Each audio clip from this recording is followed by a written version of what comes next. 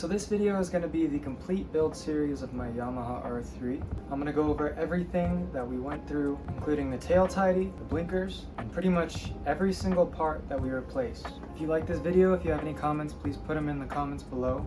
I'll try to answer as many as I can. If you have any suggestions for future videos or how to make these videos better, please let me know, and I hope you enjoy. So I decided I'm going to rebuild this guy, R3 2023. Yamaha, of course. I think she's quite beautiful. We've got 7,000 miles on the odometer. She wasn't a crash. They said she was going about 35 miles per hour when it happened. I don't know if that's true. Just looking at the shocks here, this one's completely bent. Doesn't move at all.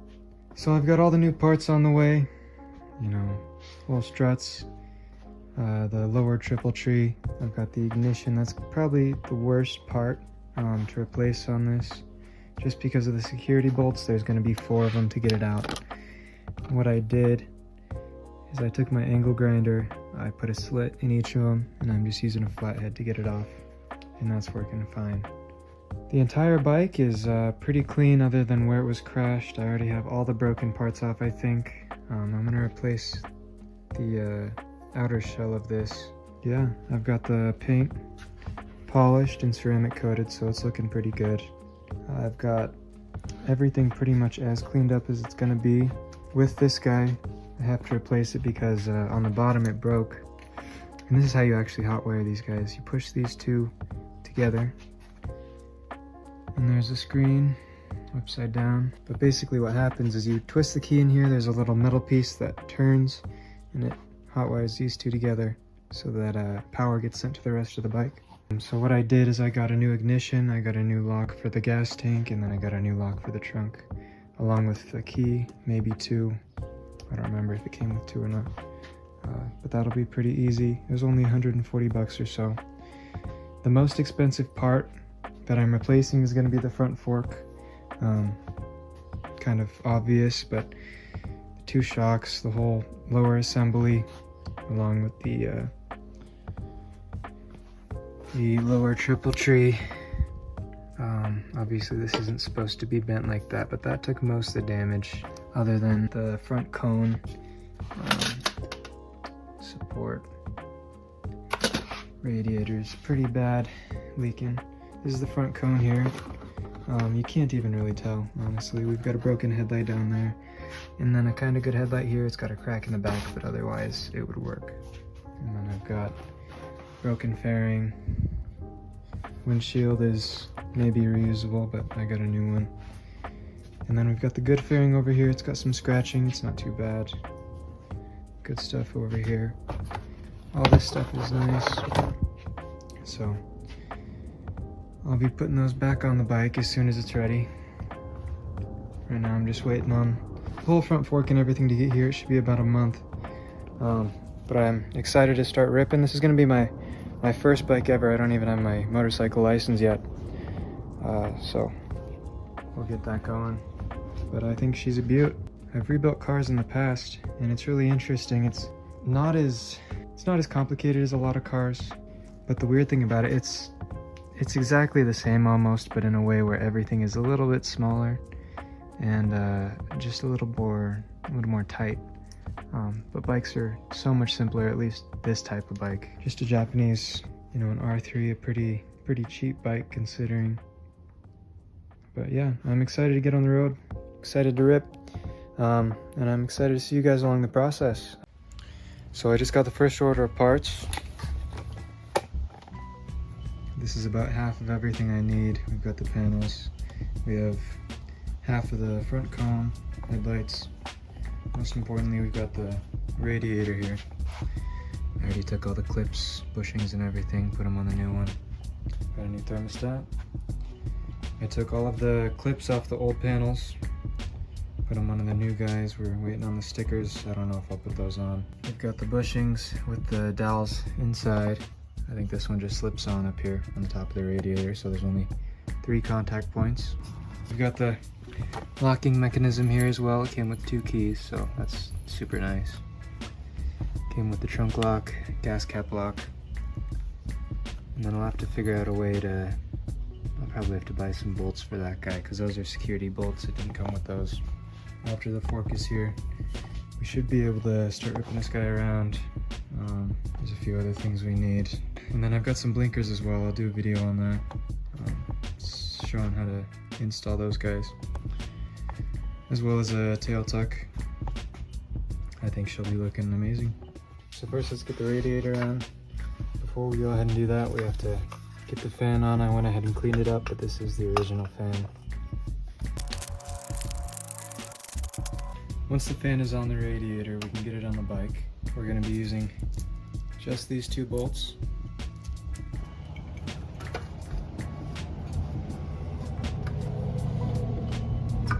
So get that top guy on first. Get the bolts ready. Make sure this guy gets into the right place. We're going to replace this thermostat. It's going to be an 8mm.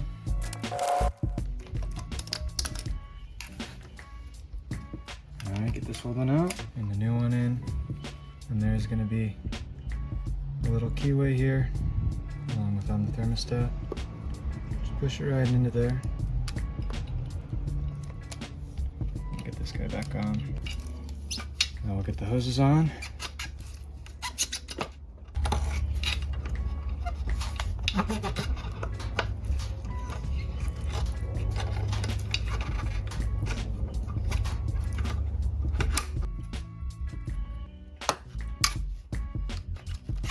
Alright, that guy's on, and then don't forget about this little guy up here as well.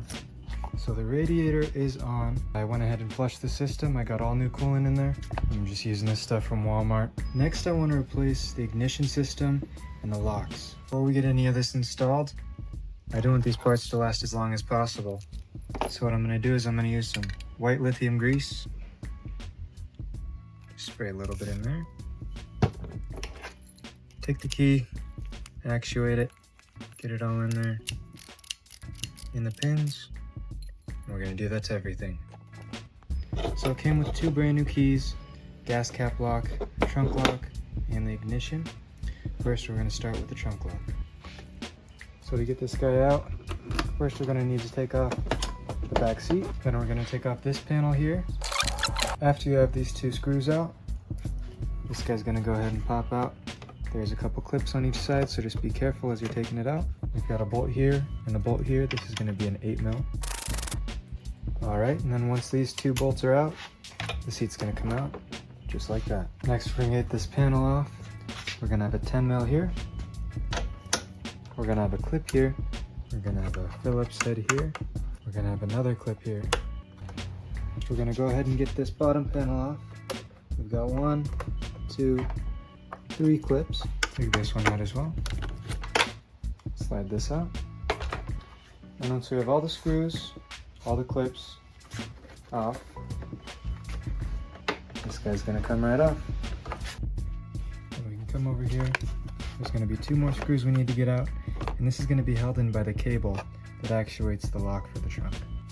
It's gonna have 2 screws here. Once we get the 2 screws out, carefully you can try to fish out this wire. This cable here. And then we're going to be replacing this locking mechanism here. This is the old key. Actuates that. The new key does not. So we just need to get this guy out of here. Just like that. And then this comes out. Twist it around. And push it straight out of there. Beautiful. Just 1 screw.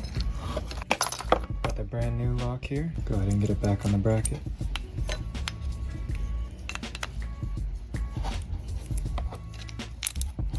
Perfect. Make sure this actuates. Looks good. I'm gonna start getting this panel back on. First we have to get this cable back through this passage here. Go ahead and start with that. first screw in, get the second screw started, and then we can start getting our panel back on.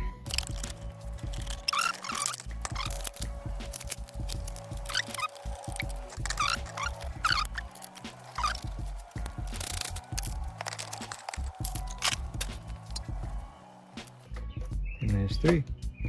Next we're gonna do the ignition here. And I did already loosen this up. Unfortunately, these are security bolts.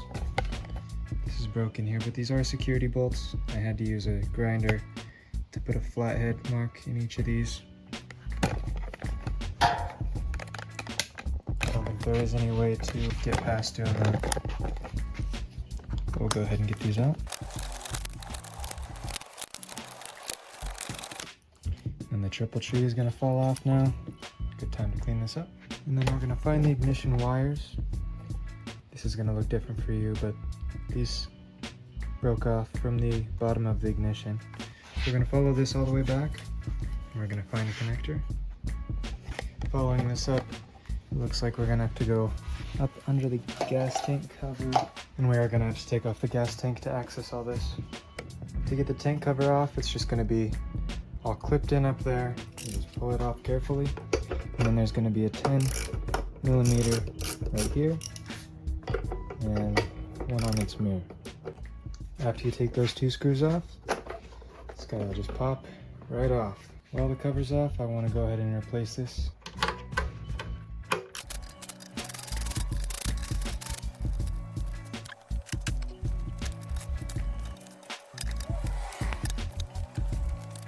And we're also going to have 1 bolt inside. Same size. And now this can come out and this can go in.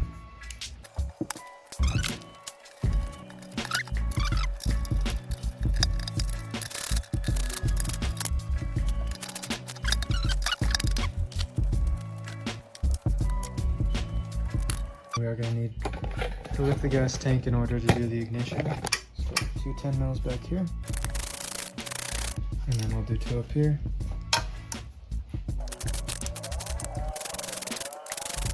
And we're just moving this out of the way so that we can get in here.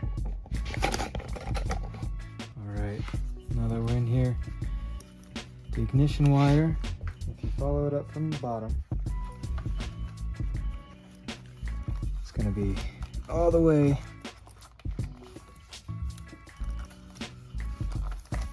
bottom of this compartment.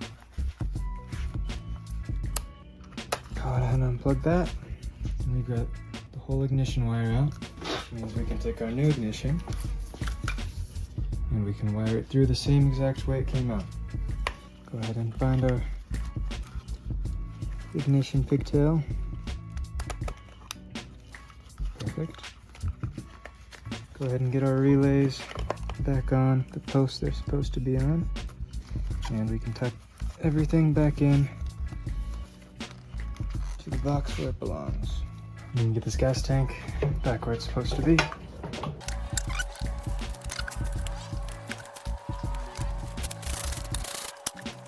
Lastly, we need to get the ignition itself back into the triple tree.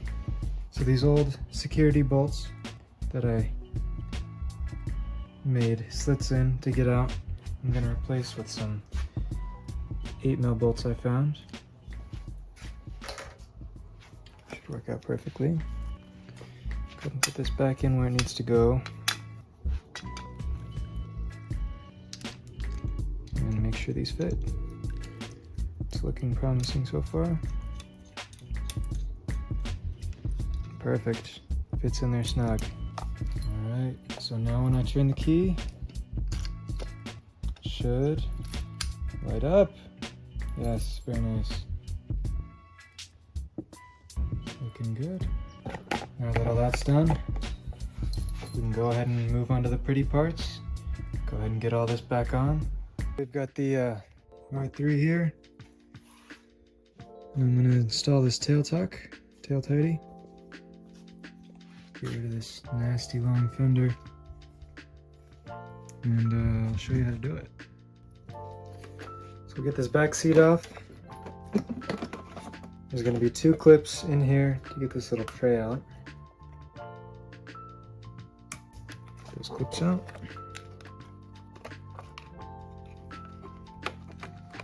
We'll get this piece off right here. And I'll take the seat off. There's 2 8mm bolts.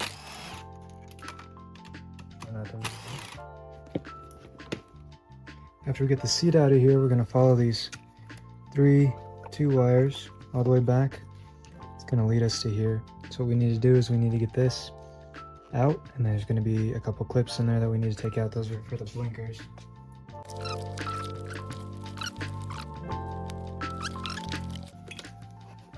We have one more wire to worry about. It's going to be a clip right down here. Once we get these 3 wires disconnected, we're going to be able to move down to these 4 nuts down here.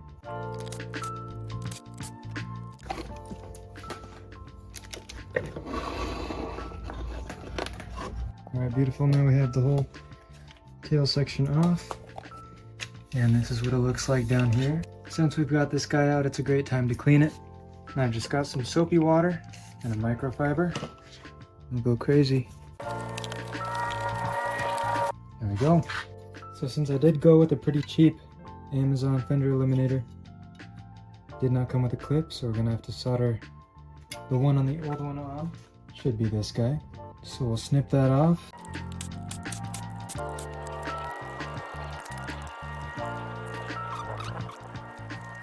And just like I thought, this thick connector here goes all the way down to the license plate illuminator. So we can go ahead and get that cut off. We can get these guys out, and we can move on to soldering. So I'm just going to cut this off a couple of inches from the tip. I already measured this up, but this is just about as much length as we need. So if we wanted to, we could have went all the way to the connector, but it's always good to have a little bit extra. Get this shielding off, and that's beautiful. All done soldering. All right, now we'll be up here. We'll go ahead and get our guy, feed the wire right through this hole and right through that hole right here.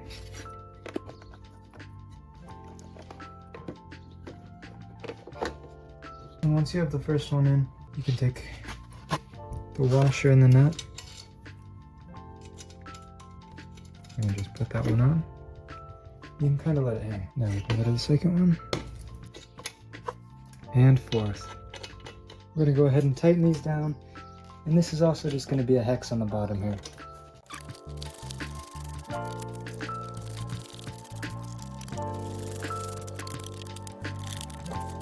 Alright, once those are all snug, we can go ahead and get this line back under here and connect it back to power. Alright, and once you have that connected, you're going to want to put your turn signals back on, feed them through here, put them back where they belong. Alright, both the turn signals are installed. I'm going to go ahead and get them wired back up. Make sure you go through the same area that they were before. And we can go ahead and pull out the slack and what's left over. Push these back down to where they're supposed to be. And I'll get everything back to where it belongs up here. And we can just stuff the extra slack right down here below the main fuse. And it's a good idea to zip tie this all tight, just so it doesn't come back out the hole. But I'm going to be taking these off pretty soon anyways, so I'm going to leave them just like that. From there, we're going to go ahead and get our seat back on. And then we'll get this panel back on. We'll get this tray in.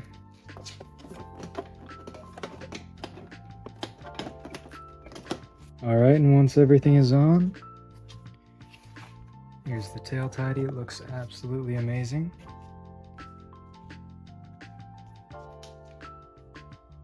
Cleaned it up so much. And I am replacing these blinkers too, so there'll be another video on that. Alright, let's see. Left blinker. Works. And right blinker. Looks like it works. And the light here is working as well. So So it looks like we did everything right. And I'm super impressed with how this looks. So much smaller, so much better than this big guy here. Excited to ride it around with this guy on there. I'm missing a front end. I'll take care of that. But for now, got a beautiful tail here. Everything works great. It's pretty easy, and this guy's just a $35 piece off of Amazon. It came with the light, and it looks great, fits great. Comes with all the hardware you need. The only thing I might worry about is there is still a little hole there.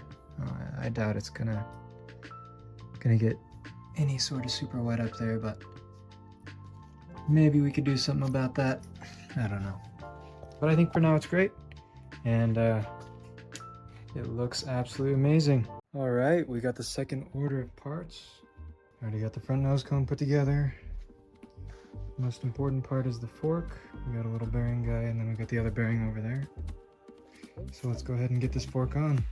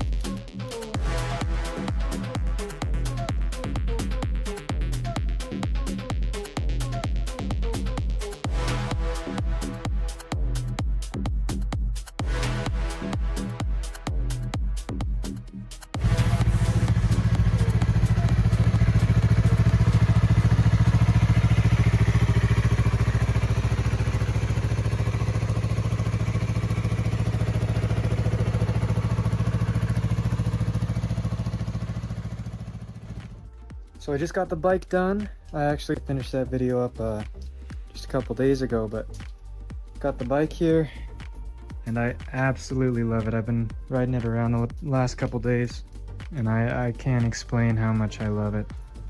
This is my first bike, so it really is a crazy feeling, and it just came out so good. I mean, look at this. It's absolutely gorgeous. There's a couple scuffs, I might fix those. But man, came out absolutely phenomenal. I honestly think this is one of the best looking starter bikes. Yamaha just does such a great job. Alright, today we're going to be replacing the blinkers on my R3. It's going to go from this to this, and this to this. before we get started, we are going to need a few tools. We'll need the blinkers, we'll need the relay, we'll need a Phillips head screwdriver, preferably a smaller one. We'll need a wrench and a bit that can fit into these guys. An 8mm. We'll need a soldering iron and solder, a wire cutter, and heat shrink or electrical tape. The reason we're going to need the soldering iron is because these guys didn't come with the right connectors, so I'm probably going to have to chop these guys off and solder the OEM connectors for these blinkers onto here. So let's go ahead and get these guys on and start with the front. Alright, to start, there's going to be 2 bolts we need to take out, a Phillips here and a Phillips here. And then don't forget this third one down here. And now this whole panel is going to come right out.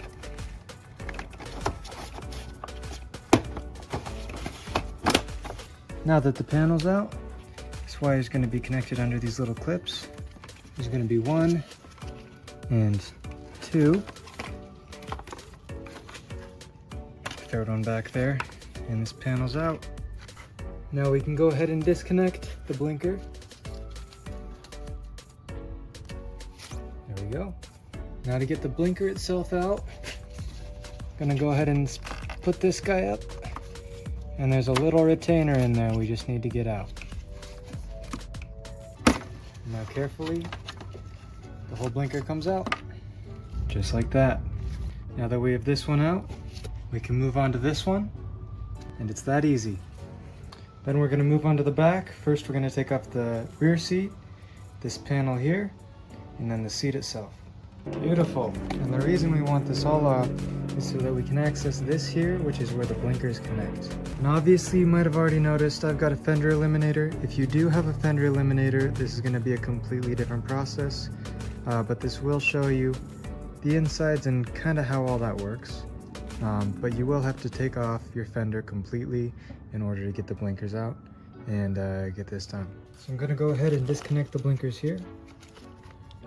There's 1 and 2. And the blinkers are going to be going through this little channel here. I'm going to pull them out all the way from there. Beautiful. And now we can go ahead and get these blinkers out.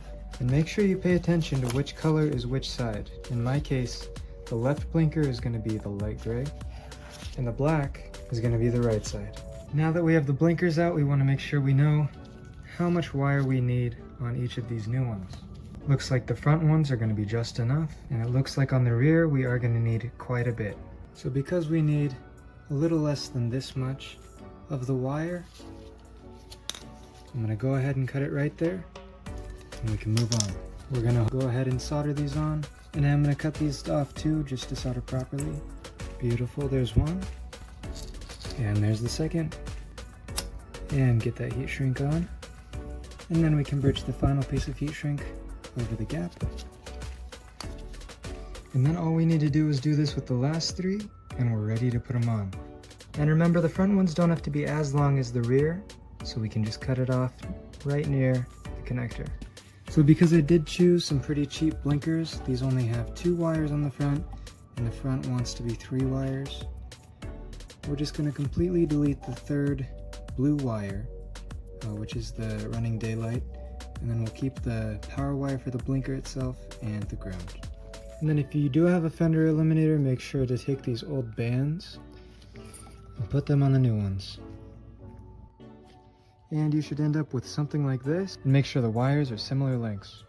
And now we can go ahead and install them just like we took them out. And there we go. How beautiful are those? Very nice. Got the front blinkers in, and we've got the rear blinkers in. Gorgeous.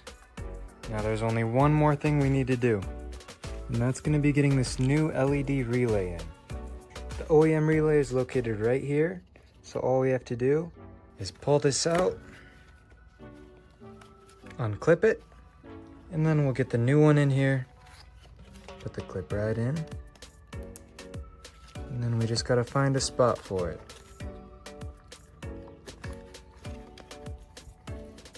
And I think right there will be just fine. All right, and then once we have the rest of it on, we can go ahead and test out the blinkers. And there we are, that looks amazing. And one more time, it's gonna go from this to this, and this to this. Looks absolutely gorgeous. So overall, I'm very satisfied with how this build came out. I think it's absolutely a gorgeous bike, and I've been riding it around for about a month now, and it honestly feels like there's nothing better. I actually ended up going back to the area where the MSF course was held, and they still had all the paint down and everything, so I went and practiced on my own bike, and I'd actually highly recommend doing something like that. If you guys wanted me to make a video on that kind of thing, going back there, showing you how to do all the drills and everything, so you could practice for that course, I can definitely try to do that. Overall, I would definitely recommend getting a sport bike, something like the R3, maybe the Ninja 400 or 500, as your first bike. It is harder to ride a sport bike over something like a cruiser, but this R3 sits really nice and low, easily flat foot, and it feels like it's capable of doing anything a sport bike needs to do other than going 200 miles an hour. Even on the little circuit that they have at that MSF course, I felt I could get really good lean, and I actually got enough lean to scrape the curb feelers on the bottom of the pegs. But this bike is capable, and I actually see a lot of guys who, after getting this bike and being done with it, they get a nicer bike, but then they turn this one into their track bike, and that might be something that I'd be interested in doing. But this is by far one of my favorite projects I've ever worked on, and I've done a lot, but I'm really happy that this is the one that I got to put on YouTube first, and I hope you guys really enjoyed. Let me know if you have any suggestions, any comments, any questions. I'll try to answer as many as I can. If you have any other video ideas with the R3 or with something else, let me know. I've also been wanting to get into some other YouTube genres, things like talking about fitness, maybe experiments, maybe tier lists. So if there's anything you guys think of in any genre, just let me know. I'd be interested in looking into anything. But if you enjoyed this video, please like it, please subscribe, please comment. It really does help me out so much, and I'm looking forward to seeing you in the next one. And all I ask is ride safe. Thanks.